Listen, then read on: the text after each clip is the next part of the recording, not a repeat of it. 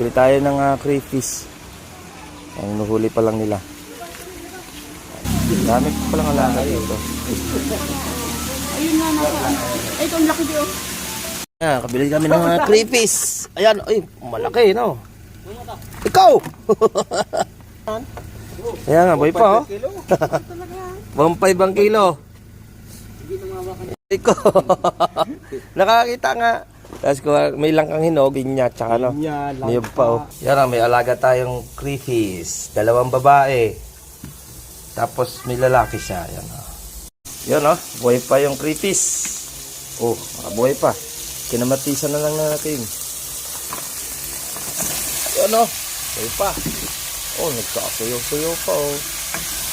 Yun, oh. Kinamatisan na may kangkong. Yan, nilagyan natin kangkong. Nasiman na rin natin. Crayfish.